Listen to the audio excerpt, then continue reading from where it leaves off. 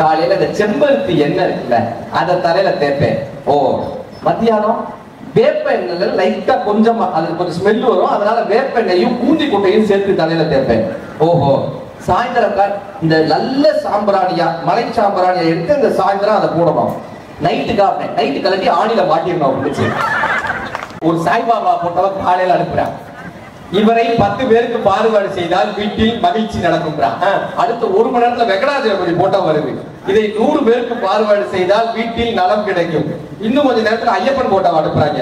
இதை ஒரு 15,000 பேருக்கு பாதுகாடு 15,000 பேருக்கு நான் எங்கடா போறது? என் போன்ல 1000 பேர் தான் இருக்காங்க. திருநெல்வேலி போயிட்டு அல்வா வாங்காம வீட்டுக்கு வந்தா எவ்வளவு சாமர்த்தியமா இருக்கு. வீட்டுக்கு வந்தா என் மிஸ்ஸஸ் செஞ்சு வச்சிருந்தாங்க திருநெல்வேலி அல்வா. நம்ப மாட்டீங்க, என்ன விட கற்பா இருக்கு சார். என்ன கொஞ்சம் கூட போயிடுச்சு, அடுப்பு கொஞ்சம் வேகமா எரிஞ்சிருச்சு, சட்டி கொஞ்சம் காஞ்சிருச்சு, கல்லு கொஞ்சம் பழகல, தோசை பிச்சு பிச்சு வருது, ஏமாற கல்லு பழகல, மாவுல கொஞ்சம் உப்பு கூட போயிடுச்சு. அதுதான் ஏன் போச்சு. கல்லு பழகன்னு சொல்லிட்டு கல்யாணம் பண்ணி வந்த 2 நாள்ல எய்த் வீட்டுக்காராக்காவோட பக்கத்து வீட்டுக்காராக்காவோட 2 நாள்ல பழகிருக்கீங்களா? அது மட்டும் எப்படி நான் கேட்கிறேன். இணையதளம் நமக்கு வீழ்ச்சியாகத்தான் இருக்கிறது என்று சொல்வதற்காக என்னுடைய அன்புக்குரிய அக்கா, பாசத்துக்குரிய அக்கா புதுவை உமா அவர்கள் உங்களுடைய பெரிய கைதட்டலோடு இந்த இணைய ஊடகங்கள் நமக்கான தளர்ச்சியை தான் தருகிறது என்று வாதாடுவதற்காக வந்திருக்காங்க. அதை தாண்டி இந்த இணைய ஊடகங்கள் வீழ்ச்சி தாங்க. இந்த சமூகத்தை இது வளர்ச்சி பாதையில் அழைத்து செல்லாது. இதை சரியாக இந்த சமூகம் புரிந்து கொள்ளவில்லை என்று இவர்களுக்கு துணையாக வாதாடுவதற்காக அன்புக்குரிய பேராசிரியர் அபு அவர்கள் உங்கள் பெரிய கைதட்டலுக்கு மத்தியில் வந்திருக்காங்க. பேராசிரியர் அபு அவர்கள் உங்கள் பெரிய கைதட்டலோடு முதல் பேச்சாளராக இந்த மேடையில் களமிறங்குற நல்ல ஒரு பெரிய கைதட்டல் தரலாம்.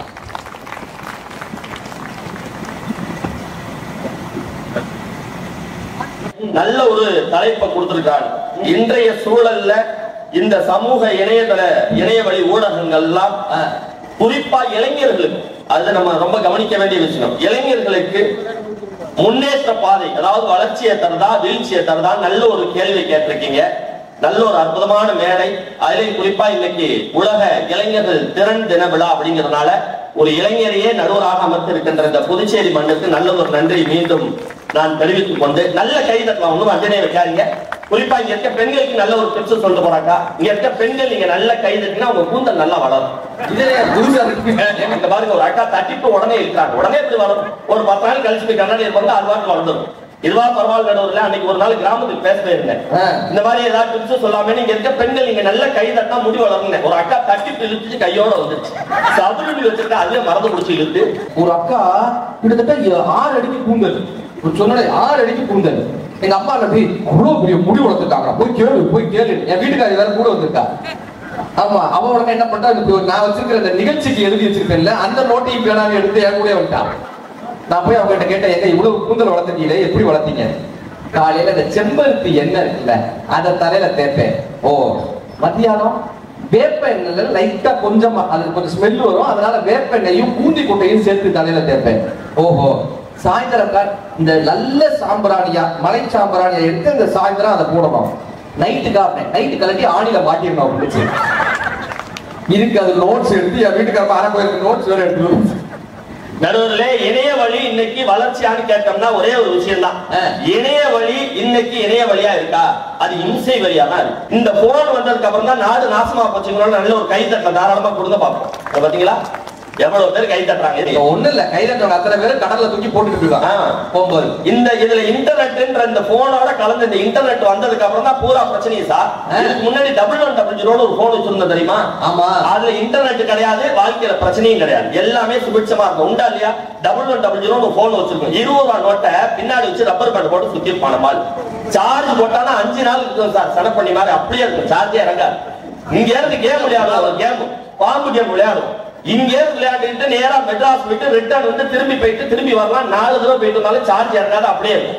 பேசி வரப்ப தவறி கீழே விழுந்துருச்சு வச்சுங்க, அது ஒரு டேங்கர் லாரி ஏறி போயிடும். போனதுக்கு அப்புறம் எடுத்தே மாப்பிள்ள சொல்லு ஒரு டேங்கர் லாரி ஏறிச்சிய போன்ல அப்படி பேசுவோம். ஒண்ணு ஆகாது சார். ஆமா, ஒரு வாட்டி பஸ்ல போகும்போது ஒருத்தர் கீழே போட்டான், அது ஒருத்தர் காலில் வந்து பிராக்சர் ஆயிடுச்சுன்னா பார்த்தீங்களா, அந்த அளவுக்கு இருக்கும். ஆனா இந்த போன் வந்ததுக்கு அப்புறம், இதுல இன்டர்நெட் வந்ததுக்கு அப்புறம் புதுசா ஒரு பக்கம் டச் பொண்டாட்டி ஒரு பக்கம் டச், புள்ள ஒரு பக்கம் டச், புருஷன் பொண்டாட்டி பிள்ளைங்க நோ டச். உண்டா இல்லையா நான் கேட்கிறேன். அது உண்மைதான், கை தட்டுங்க. இந்த போன் வந்ததுக்கு அப்புறம் அவ்வளவு போய் பேசலாம் சார். அதாவது இந்த வாட்ஸ்அப்ல குரூப் ஆரம்பிக்கிறாங்க, ஃபேமிலி அப்படின்னு. எல்லா வீட்லயும் அந்த குரூப் இருக்கும், ஃபேமிலி. அந்த குரூப்ல யார் இருப்பாங்கன்னா வீட்டுக்காரரு, வீட்டுக்காரம்மா, அவங்க பையன். இப்ப நேர்ல பார்த்து பேசுறதா நம்ம தோசை பார்த்துக்கிட்டு இருக்கோம் கிச்சன்ல, இங்க இருந்து குரூப்ல அனுப்புறாங்க தோசை ரெடியா. அந்த அம்மா குரூப்ல திரும்ப அனுப்புது தோசை ரெடி, உடம்பு கிடையாது, அப்படும் கிடையாது, 2 பேரும் வெளியே போகலாம். குரூப்ல பேசிட்டு இருக்கோமே தவிர நேர்ல பேச மாட்டேறாங்க. தொழில்நுட்ப வளர்ச்சி, இன்றைய இளையதள ஊடகம் வளர்ச்சின்னு பெருமையா பேசுறாங்கல்ல. நான் ஒரே ஒரு விஷயம் தான் கேட்கிறேன். ஒரு பையன் ஒருத்தன் காணா போயிட்டான் சார். அந்த விஷயத்துல நான் உண்மையிலே தொழில்நுட்பத்தை பாராட்டுறேன். எங்க ஊர்ல 8வது படிக்கிற பையன் ஒருத்தன் காணா போயிட்டான். இந்த மாதிரி பேரடையெல்லாம் போட்டு இவனை காணவில்லைன்னு வாட்ஸ்அப்ல ஒரு மெசேஜ் போட்டாங்க, குரூப்ல ஃபார்வர்ட் பண்ணாங்க. ஒரே மணி நேரத்துல அந்த பிள்ளையை கண்டுபிடிச்சாங்க. நல்ல ஒரு கைத்தல் தொழில்நுட்ப வளர்ச்சி. பையன் காணாம போனா 1 மணி நேரத்துல கண்டுபிடிச்சிட்டாங்க. அன்னைக்கு அந்த பையனோட அம்மா பார்த்தேன் 2 நாளைக்கு முன்னாடி. என்னமா பையன் காணா போயிட்டா 1 மணி நேரத்துல கண்டுபிடிச்சிட்டாங்க, இப்ப நல்லா இருக்கானா, பள்ளிக்கூடம் போறானா, மரியாதையா போயிடு இங்க இருந்து அப்படின்னு.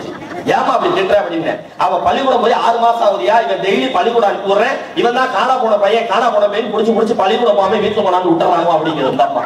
இது இன்னும் சுத்தி இருக்க பையன் கிடைச்சிட்டாங்க 1 மணி நேரத்துல. ஒரு மெசேஜ் வந்துச்சுன்னா சரியா தப்பான்னு பாக்காம பாக்குறது இல்லையா. ஒரு சாய்பாபா போட்டவ காலையில அனுப்புறான், இவரை 10 பேருக்கு பாடுபாடு செய்தால் வீட்டில் மகிழ்ச்சி நடக்கும்ன்றான். அடுத்த 1 மணி நேரத்துல வெங்கடாஜலபதி போட்டோ வருது, இதை 100 பேருக்கு பாடுபாடு செய்தால் வீட்டில் நலம் கிடைக்கும். இன்னும் கொஞ்ச நேரத்துல ஐயப்பன் போட்டோ அனுப்புறாங்க, இதை ஒரு 15,000 பேருக்கு பாடுபாடு 15,000 பேருக்கு நாயகனா போறது. என் போன்ல 1000 பேர் தான் இருக்காங்க. இப்ப நம்ம அனுப்புறவங்க நம்மள புடிச்சு திட்டுறாங்க. அன்னைக்கு அப்புறம் தான் நான் திருநெல்வேலி பட்டிமன்றம் போனேன். சரி, என் பிசினஸ் எப்பவுமே போறப்ப விட்டுருவாங்க, போட்டு தான் போன் அடிப்பாங்க. இன்னைக்கு எங்க பட்டிமன்றம்? திருநெல்வேலி போறேன். இந்த அல்வா ஃபேமஸ் சொல்லுவாங்க, அந்த ஊரா? ஆமா, உனக்கு வாங்கி தருவா? ஆமா, பெரிய திருநெல்வேலி அல்வா. நான் கிண்டாத அல்வா. நீங்க வாங்க, எனக்கு சமூக வலைதளம் இருக்கு, யூடியூப் இருக்கு, நான் பார்த்து உங்களுக்கு அல்வா கிண்டி வைக்கிறேன்னு சொன்னான். திருநெல்வேலி போயிட்டு அல்வா வாங்காம வீட்டுக்கு வந்தோன்னா எவ்வளவு சாமர்த்தியமா இருக்கு. வீட்டுக்கு வந்து என் மிஸ்ஸஸ் செஞ்சு வச்சிருந்தாங்க திருநெல்வேலி அல்வா. நம்ப மாட்டீங்க, என்னை விட கருப்பா இருக்கு சார். என்ன இது திருநெல்வேலி அல்வாங்க, என்னை விட கருப்பா இருந்தேன். இருட்டுக்கடை அல்வாங்கிறதுனா இல்ல லைட்டே ஆஃப் பண்ணி போட்டுக்கிட்டு கொஞ்சம் அடி பிடிச்சிச்சு அப்படிங்கிறாயா. தொழில்நுட்பம் வந்ததுனால இவ்வளவு பிரச்சனை இருக்கு. நம்ம பெண்களுக்கு ஒரு பெரிய இது என்ன தெரியுமா, தான் தப்பு பண்றோம்னு ஒத்துக்கவே மாட்டாங்க. அதுதான் என்ன கொஞ்சம் கூட போயிடுச்சு, அடுப்பு கொஞ்சம் வேகமா எரிஞ்சிருச்சு, சட்டி கொஞ்சம் காஞ்சிருச்சு, கல்லு கொஞ்சம் பழகல, தோசை பிச்சு வருது, ஏமா கல்லு பழகல, மாவுல கொஞ்சம் உப்பு கூட போயிடுச்சு. அதுதான் ஏன் போச்சு. கல்லு பழகன்னு சொல்லிட்டு இருந்தல, கல்யாணம் பண்ணி வந்த 2 நாள்ல 8 வீட்டுக்காராக்காவோட பக்கத்து வீட்டுக்காராக்காவோட 2 நாள்ல பழகிருக்கீங்களா? அது மட்டும் எப்படி நான் கேட்கிறேன். இந்த தொழில்நுட்ப வளர்ச்சி என்றைக்குமே நமக்கு சந்தோஷத்தை தருவதல்ல. இஎம்ஐன்னு சொல்லி இந்த கடல்ல கொண்டு போய் நம்மளை தள்ளுறதே இந்த தொழில்நுட்பம் தான். நமக்கு வேணவே வேணாலும் அவனா கொண்டு வந்து வாழ்க்கையா கொடுத்தானே. இந்த கடன் பிரச்சனையில மாட்டிட்டு தத்தளிப்பது கூட இந்த தொழில்நுட்பம் காரணத்தினால. கூழு சுண்டல் ஏற்பட வத்தக்கிற விடமாக சுண்டல் சுட்டால மக்காத்தூள் நீர் பேட்டனி இளநீரா கடல் கம்ப்ளீட் வெள்ளரிக்கா அவிச்சப்பட்ட ஆஃப் ஆயில். இந்த டெக்னாலஜி வளர்ச்சி இது எல்லாமே டூப்பு. பழமை மாறாத நம்ம பழமைதான் காப்பு. அதுக்குத்தான் நடுவரை நீங்க தரணும் தீர்ப்புன்னு சொல்லி நடுவர் வரல. கடைசியா பீச்சுன்றதை நிரூபிச்சிட்டீங்க. ஆமா, உங்களுக்கு வேர்க்கடல சொல்லிதான் எங்க பக்கம் நீங்க தீர்ப்பை கொடுத்துட்டா நாங்க புத்திசாலி. ஏன்னா ஜெயிச்சிடறோம்ல. எதிரடிக்கு நீங்க தீர்ப்பை கொடுத்துட்டா நாங்க முட்டாள். ஏன்னா அவங்கள்ட்ட நாங்க தோத்துறோம்ல. நடுவர் நீங்க எங்க பக்கம் தீர்ப்பை கொடுத்தா நாங்க புத்திசாலி, எதிரடிக்கு நீங்க தீர்ப்பை கொடுத்துட்டா நாங்க முட்டாள். எங்களை புத்திசாலி என்று இன்னொரு புத்திசாலியால் தான் சொல்ல முடியும். இணையதள ஊடகங்கள் அத்தனையும் இன்றைய இளைஞர்களுக்கு வளர்ச்சியை தருவதில்லை, அது வீழ்ச்சியை தான் தருகிறது என்று சொல்லி நல்ல வாய்ப்பு நன்றி நன்றி வணக்கம். அருமை அருமை அருமை. ஒரு அண்ணனாக இந்த சமூகத்தின் மீது மிகப்பெரிய ஒரு அக்கறை கொண்டவராக இந்த சமூக ஊடகங்கள் செய்யக்கூடிய அவலங்களை அத்தனை தத்ரூபமாக எடுத்து சொல்லியிருக்காரு. ஒரு பெரிய கைதட்டல் நமது பேராசிரியருக்காக தரலாம். இந்த நிகழ்விற்காக காவல் பணிக்கு வந்திருக்கக்கூடிய காவலர்களுக்கு ஒரு அரங்கு நிறைந்த கைதட்டலோடு அவர்களுக்கு நன்றி பாராட்டுவதற்கு பெரிய மகிழ்ச்சி. சமீபத்துல அவர் சொன்ன மாதிரி கேரளால ஒரு பொண்ணு, அந்த பொண்ணுல அவங்க அப்பா வந்து பெரிய தொழிலதிபர், அம்மா வந்து டாக்டர். இவங்க 2 பேருமே எப்பயுமே வேலை வேலை வேலைன்னே இருப்பாங்க. இந்த பொண்ணை யாருமே கண்டுக்க மாட்டாங்க. இந்த பொண்ணு எப்ப பார்த்தாலும் பேஸ்புக் இன்ஸ்டாகிராம் இதுலயே உட்காந்துட்டு இருக்கு. இந்த பேஸ்புக்ல என்ன பண்ணிருக்கான் ஒரு பையன், பேபி சாப்பிட்டியா பேபி, பேபி என்ன பண்ற பேபி, பேபி நீ என்னடா பேசுறாங்க பாருங்களேன், என்ன பண்ற நீ என்ன பண்ற. இவர் பெரிய அப்துல் கலாம் ராக்கெட் கொடுக்குறாரு, அவனே தண்டத்துக்கு தான் உட்காந்துருக்கான்.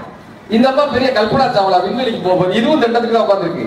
பேபி நீ என்ன பண்ற பேபி, நீ என்ன இப்படி பேபி பேபி பேபி பேபின்னு பேசி ஒரு கட்டத்துல 2 பேரும் காதலிக்கிறோம் முடிவெடுத்து ஊரை விட்டு ஓடி போயிடலான்னு முடிவு பண்றாங்க. இந்த கேரளால ஏர்போர்ட்டுக்கு போறாங்க, அந்த திருவனந்தபுரம் ஏர்போர்ட்டுக்கு போய் இந்த பேபி எங்க இருக்க பேபின்னு போன் அடிக்குது. அந்த பேபி வந்து நிக்குது. அந்த பேபியை பார்த்தா அது டோபி மாதிரி இருக்கு. அவங்க அப்பாவோட 2 வயசு பெரியவர் வந்து நின்னவே அது டோபி மாதிரி இருக்கான். வந்து தலையில முடியும் காணோம். அப்புறம் தான் தெரிஞ்சிருக்கு நாம் ஏமாற்றப்பட்டிருக்கோம், நாம் கடத்தப்பட போகிறோம். அந்த பொண்ணுக்கு தெரிஞ்ச உடனே அந்த ஏர்போர்ட் இருக்கக்கூடிய காவலர்களினுடைய உதவியோடு அந்த பெண் மீட்டெடுக்கப்பட்டு வந்திருக்கா. இந்த இணையதளத்துல பாக்குறவங்களுக்கும் இதை சொல்றேன். முதல் விஷயம், இந்த வயதுக்கு வந்த பெண்கள் இந்த பேஸ்புக் இன்ஸ்டாகிராம்ல இருக்கீங்களா, நீங்க தெரிஞ்சுக்க வேண்டிய விஷயம், உங்களை பேபி என்று அழைக்கும் உரிமை உங்கள் பெற்றோர்களுக்கு மட்டும்தான் உண்டே தவிர வேறு யாருக்கும் உங்களை பேபி என்று அழைக்கக்கூடிய உரிமை கிடையாது. 2வது, நீங்க பேபியும் கிடையாது, நீங்க பெரிய பொண்ணு பேபியும் கிடையாது. இப்படி யாராவது ஒருத்தர் ஏதாவது ஒரு இன்ஸ்டாகிராம்ல பேஸ்புக் அழைக்கிறாங்கன்னு சொல்லி அவங்களை நம்பி விட முடியாது. சரி, இந்த மிக்ஸி எதுக்கு கண்டுபிடிச்சிருக்கோம்? அரைக்கிறதுக்கு, நேரத்தை மிச்சப்படுத்துறது. அம்மியில அரைச்சா ரொம்ப நேரம் ஆகுது, அதனால நேரத்தை மிச்சப்படுத்துறதுக்கான மிக்ஸி கண்டுபிடிச்சோம். கிரைண்டர் எதுக்கு கண்டுபிடிச்சோம்? மாவாட்டுறதுக்கு. உரல்ல அரைச்சோம்னா ரொம்ப நேரம் ஆகுது, அதுக்காக கிரைண்டர் கண்டுபிடிச்சோம். ஏரோப்ளேன் எதுக்கு கண்டுபிடிச்சோம்? கப்பல்ல போனா ரொம்ப நேரம் ஆகுது, ஏரோப்ளேன்ல போனா சீக்கிரமா போயிடலாம். சரி, ஸ்கூட்டர் எதுக்கு கண்டுபிடிச்சோம்? கார் எதுக்கு கண்டுபிடிச்சோம்? எல்லாமே நேரத்தை மிச்சப்படுத்துறதுக்காக இத்தனை தொழில்நுட்பம் கண்டுபிடிச்சோம். நேரத்தை மிச்சப்படுத்துறதுக்கான. சரி, மிச்சப்படுத்துற நேரத்தை என்ன பண்றோம்? இவ்வளவு தொழில்நுட்பத்துல மிச்சப்படுத்துறோமே நேரத்தை, மிச்சப்படுத்துற நேரத்தை என்ன பண்றோம்? பேஸ்புக்ல இன்ஸ்டாகிராம்ல உட்கார்ந்து எரிச்சுக்கிட்டு இருக்கோங்க. வாழ்க்கை முழுக்க பணம் சம்பாதிச்சு அந்த பணத்தை பூரா ஒரு ரூம்ல போட்டு கொளுத்தி விட்டோம்னா எவ்வளவு முட்டாள் நம்ம, எவ்வளவு பெரிய முட்டாள் நம்ம. வாழ்க்கை பூரா சம்பாதிச்சு ஒரு ரூம்ல போட்டு கொளுத்துனா நம்மளை போன்ற ஒரு முட்டாள் இருப்பானா? வாழ்க்கை முழுக்க இவ்வளவு பெரிய தொழில்நுட்பத்தை தயாரித்து நேரத்தை மிச்சப்படுத்தி அத்தனை நேரத்தை இந்த பேஸ்புக்லயும் இன்ஸ்டாகிராம்லயும் சமூக வலைதளத்திலையும் யூடியூப்லயும் உட்கார்ந்து செலவழிச்சோம்னா நம்மை போன்ற முட்டாள்கள் யார் இருந்துருவாங்க? காலம் பொன் போன்றதா? காலம் என்ன பொன் போன்றது கிடையாதுங்க, காலம் உயிர் போன்றது. ஏன் தெரியுமா? தங்கத்தை தொலைச்சிட்டோம்னா சம்பாதிச்சிடலாம், 10 வருஷத்துல சம்பாதிச்சிடலாம். உயிர் போச்சுன்னா சம்பாதிக்க முடியுமா? ஜூலை 15, 2025 8 மணி போயிடுச்சுன்னா திரும்பி வரவே வராது. காலம் உயிர் போன்றது. அந்த உயிரை ஒரு சமூக ஊடகம் குடிக்கிறது என்றால் அது வீழ்ச்சி தானே? பேராசிரியர் அவர்கள் ஒரு அற்புதமான ஒரு கேள்வி கேட்டு போயிருக்காரு.